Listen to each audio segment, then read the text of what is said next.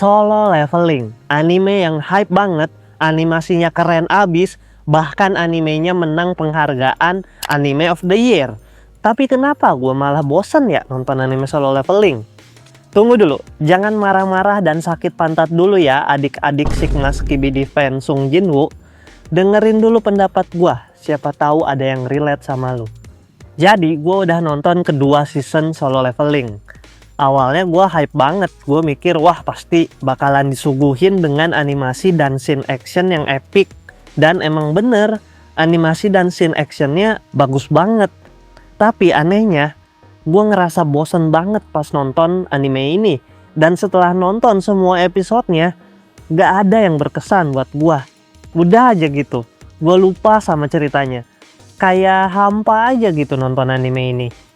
Sebenarnya masalah utama yang gue temuin di anime Solo Leveling adalah plotnya yang ketebak.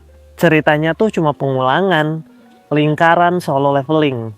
Jadi kayak gini, para hunters dalam masalah karena nggak bisa ngelawan musuh yang kuat, terus datang Sung Jinwoo yang langsung farming aura, terus dengan mudahnya Sung Jinwoo ngalahin musuhnya, terus karakter sampingan memuji-muji Sung Jinwoo.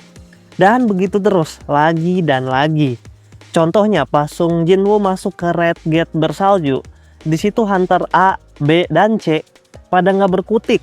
Terus datang Sung Jinwoo nyelamatin hunter yang lain, terus semuanya memuji Sung Jinwoo. Terus di arc Pulau Jeju, hunter rank S dari Korea dan Jepang nggak berkutik ngelawan musuh yang kuat.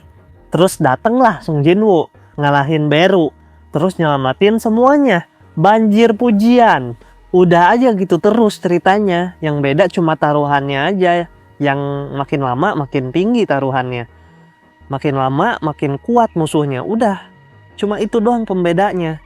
Tapi formula ceritanya masih sama dan terjadi lagi dan lagi. Masalah kedua yang gue temuin di anime ini adalah karakter sampingan yang kurang dapat perhatian dan kurang menarik.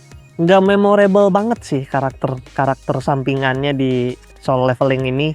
Seharusnya kan karakter sampingan itu ngebuat cerita lebih kaya dan menarik. Tapi nggak begitu di anime ini. Coba deh lu sebutin 10 karakter Solo Leveling selain Sung Jinwoo dalam waktu 10 detik. Bisa gak? Gue tebak pasti lu gak bisa. Emang sih nama Korea itu susah buat disebut atau diinget.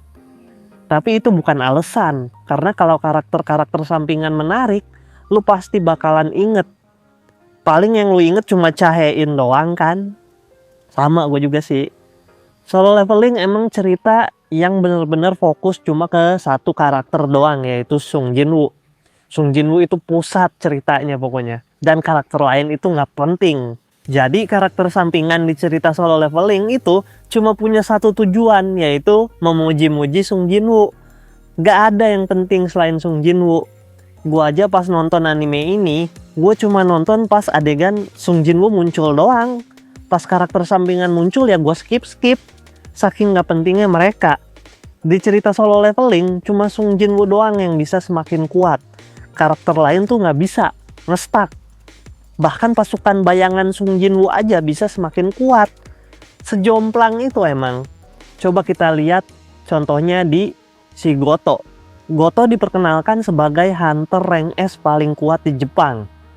Otomatis kita para penonton bakalan ngira kalau dia ini kuat. Ya dong, kan dia hunter rank S. Udah gitu hunter rank S paling kuat di Jepang. Ingat, hunter rank S adalah puncak kekuatan manusia. Bahkan dibilang sebagai senjata negara. Tapi di arc Pulau Jeju, para hunter rank S dikalahin dengan sangat mudah oleh Beru. Tentu aja Goto beda dong, nggak mungkin dia dikalahin semudah itu. Dia kan yang paling kuat di antara hunter rank S. Seenggaknya dia bisa ngasih perlawanan atau ngebuat Beru terluka. Nope, nggak kayak gitu. Goto dikalahin dengan sangat mudahnya, tanpa berhasil mendaratkan satu serangan apapun ke Beru. Dan udah, gitu doang. Segitu nggak pentingnya karakter sampingan di anime ini. Lucunya karakter Sung Jinwoo juga menurut gue kurang menarik. Ya dia emang keren, Sigma, dan edgy. Tapi gue gak invest hati ke Sung Jinwoo. Gue gak merasa adanya ikatan di antara Sung Jinwoo dan gue sebagai penonton. Cuma ada satu adegan doang dimana gue berempati sama Sung Jinwoo, yaitu pas ibunya Jinwoo bangun dari tidurnya. Dan udah cuma itu doang. Coba gue bandingin sama anime Kimetsu no Yaiba. Apple to apple nih kedua anime. Kedua anime ini sama-sama punya cerita yang ketebak dan punya animasi yang bagus. Bedanya, karakter sampingan di anime Kimetsu no Yaiba itu menarik. Jauh lebih menarik daripada karakter sampingan di anime Solo Leveling. Karakter sampingan di Kimetsu no Yaiba itu dikasih perhatian, dikasih perkembangan karakter. Dan Tanjidor sebagai karakter utama juga lebih menarik daripada Sung Jinwoo. Gua bisa lebih invest hati ke Tanjidor daripada ke Sung Jinwoo. Gua nggak bilang kalau Solo Leveling itu anime yang jelek. Solo Leveling itu anime yang bagus tapi punya kekurangan yang sangat besar. Makanya otak gua agak sedikit gatel kalau ada yang bilang bahwa Solo Leveling itu peak, anime peak, puncak. Kalau peak action sih boleh, walaupun masih bisa diperdebatkan sama Jujutsu Kaisen atau Kimetsu no Yaiba. Tapi kalau dibilang puncak anime secara umum sih gatel otak gua. Masalahnya otak gak bisa digaruk. Orang yang bilang anime Solo Leveling itu peak mungkin cuma nonton anime ini doang kali ya. Itu sebabnya kenapa Solo Leveling bisa menang anime of the year. Bagi gue sih ini puncak komedi. Udah sama season 1-nya yang menang anime of the year. Bukan season 2-nya. Yang jelas-jelas season 1-nya itu lebih jelek daripada season 2-nya. Season 2-nya masih lebih bagus. Bagi gue sih udah jelas-jelas Frieren jauh lebih bagus dari Solo Leveling di segala aspek. Kalau Solo Leveling dapat penghargaan sebagai anime terpopuler sih gue masih bisa setuju. Tapi kalau anime of the year sih gak bisa. Anime of the year kan seharusnya anime yang bagus di segala aspek dan membuat impact di komunitas wibu. Dan Sosono Frieren adalah anime yang paling pantas menyandang gelar itu. Tapi ya namanya juga penghargaan. Selalu aja ada yang aneh. Dan ini gak cuma di penghargaan anime doang, tapi di penghargaan film kayak Oscar atau penghargaan musik kayak Grammy juga ada. Anime Solo Leveling adalah anime yang menyenangkan buat ditonton. Anime yang gak perlu banyak mikir. Kalau di film itu ada yang disebut popcorn movie. Dan Solo Leveling emang berhasil menghibur para penontonnya. Di saat Sung Jinwoo farming aura, di situ para penonton farming dopamin.